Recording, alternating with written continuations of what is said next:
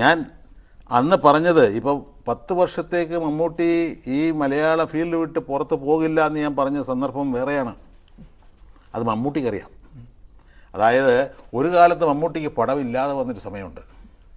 അതായത് തനിയാവർത്തനത്തിനും ന്യൂഡൽഹിക്ക് തൊട്ട് മുമ്പ് അന്നൊരിക്കൽ ഞങ്ങൾ രണ്ടുപേരും കൂടെ ഇരുന്ന് ഒരു പടം ചെയ്തുകൊണ്ടിരിക്കുന്ന സമയത്ത് ഒരു പ്രൊഡക്ഷൻ പോയി എനിക്കൊരു ചായ കൊണ്ട് തരുന്നു.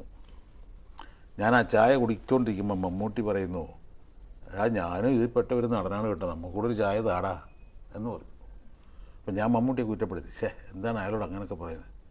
അല്ല ചേട്ടാ, ഇവനൊന്നും നമ്മളെ മൈൻഡ് ചെയ്യില്ല, കാരണം എനിക്ക് പടമില്ല എന്ന്.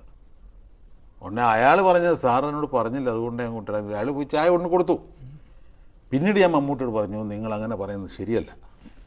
നിങ്ങളില്ലാതെ 10 വർഷം, ഞാൻ പറയുന്നു, നിങ്ങളില്ലാതെ ഒരു 10 വർഷമെങ്കിലും മലയാള സിനിമ മുമ്പോട്ട് പോകില്ല.